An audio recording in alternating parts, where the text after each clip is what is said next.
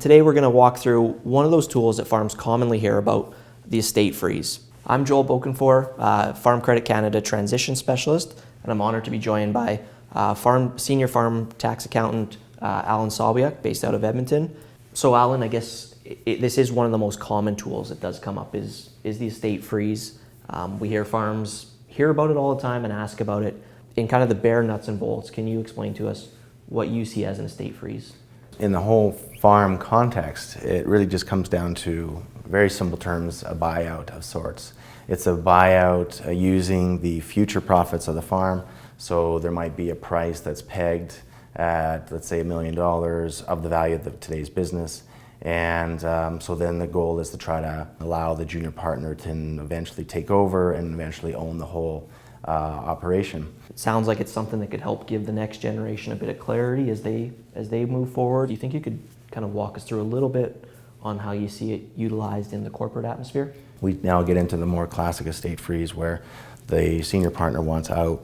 They want maybe a buyout of sorts.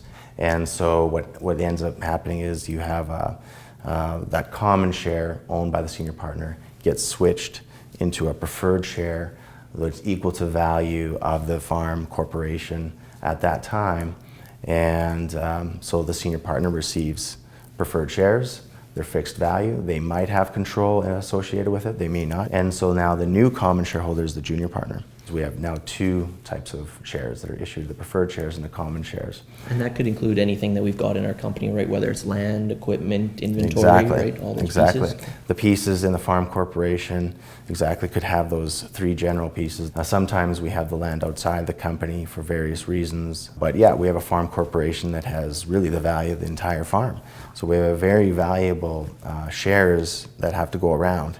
And so the preferred shares that go to the retiring partner, it's there to, in a sense, freeze the value at that point in time. And so the new common shareholder that's owned by the junior partner that steps in to the picture, their common share is really worth just $1 starting forward kind of thing. And then it's up to them to grow the value of the company going forward. As they come into the business, they see where they're going to move to and grow to and exactly, and get some operational clarity. And then they also get the side of it, the preferred shares that mom and dad could look at in their retirement. And over time, the value of the preferred shares goes down as they get more and more value out of the business, like in terms of like a dividend, for example.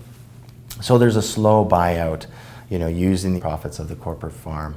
And over time, the preferred shares may not be fully bought out in the wills of the senior partner or in the unanimous shareholders agreement of the corporation. The preferred shares may go to the farm child or the non-farming child. So this is where things can get fairly complex of what happens to those preferred shares. And then that's why we need something like a unanimous shareholders agreement to define the rights and even limit the rights and restrictions of those shareholders. The preferred shares have certain rights. They're preference shares in ahead of the common shares. So that way, if the company is wound up one day, all the value is going to go to the preferred shares first because they have preference shares. And control-wise, we could have preferred shares having all the voting control and the common shares just being really just a bystander. They can run the day-to-day decision-making, but the preferred shareholder, the senior partner, can have the stick at the end of the day to really take over if they need to protect their retirement and their investment. Yeah. And then eventually, I guess you'd kind of work out a bit of a plan so that the incoming generation can eventually take control. Absolutely. It's very important for them to take over that business, that control aspect. And this is where the emotional side of a transition plan happens, where we have the senior partner has to learn to let go, the junior partner has to learn to take over. So that one day there are no preferred shareholders, and therefore there's only common shareholders that are existing. And so the common shares, in a sense, run the whole show. They have all the value of the company, and it's theirs, 100%. So if I'm hearing you right, lots of planning that needs to go into our discussions. And so when you're kind of thinking about it and they come in, when does it sort of not make sense for you to sort of recommend something like this to a farm family? Yeah, I don't recommend the formal estate freeze when the farm is on the smaller end. They don't have the cash flows to fully buy out, let's say, the retiring farmer. So we have to be innovative and think about a combination of approach where maybe the retiring farmer is being paid out from somewhat of the future cash flows. But on the other end, there's some gifting that's happening where we can roll over the values of some of the values of the farm, like for example, some of the machinery, some of the land is being rolled over to the next generation, the junior partner. Then we start relying on also the wills of the retiring partner to make sure that the will is up to date, very important, that it ties into the farm succession, the farm transition. And so I think, and one of the things that we were chatting about as well was that commonly does happen in farm companies, but farms maybe that aren't incorporated, things like that, can make some agreements to almost mimic an estate freeze. Was that something you see in your practice a bit too? Yeah, definitely see it in our practice with the help of farm succession planners that can get involved, especially on the farm sizes, on the smaller size. They have like a roadmap agreement where that it details how does the control aspect transition from the senior partner to the junior partner? How does the value transition from the senior partner to the junior partner? How's the value divvied up? And just to make sure it's down on paper, everyone understands, everyone agrees to, so that way you have a direction at the end of the day. A lot of this stuff isn't discussed because everyone's too busy on the farm doing their thing. It's very important to discuss these matters. And there's no value in this that we have to elect, right? You know, it could be, I could gift everything, or I could, you know, expect that everything be purchased out. There's no real right answer there, right? That's every family's decision. Absolutely. We have, in Canada, we have great farm tax laws that allow value to be transferred from one person to the next as long as it's within the family. For example, parent to child. We have excellent tax rules that allow that to happen, and which is very unique to farms. We can transfer value to the next generation, avoid the tax consequences. However, we have to really be mindful of the tax rules. They're very specific, and we have to meet those rules in order to fall within. We definitely don't want to fall outside of those rules, because if we do, you know, we could trigger tax and unwanted tax. Absolutely, yeah. We get a lot of farms that are pretty interested in independent people. They want to solve their own problems. What do you commonly see or recommend that people do when they start to consider this? Like, come consult professional opinion?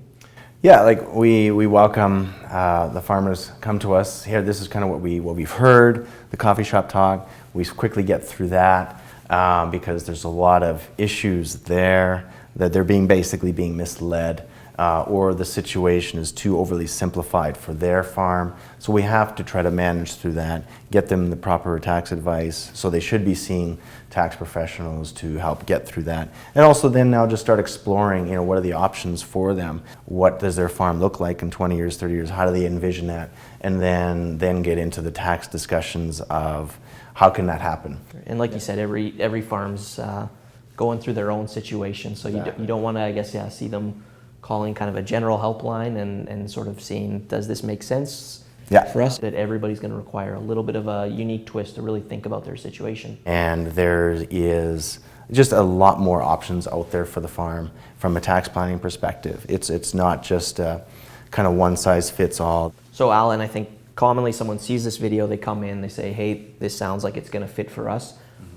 What's the first step you kind of caution them to or direct them to before they start this? The way I envision an estate freeze, it's really the back end planning of it. So if they want to come in and say, hey, what's the first steps in an estate freeze? Well, it would be more of the front end planning of it, which is who gets what, how is the farm going to transition over to the next generation.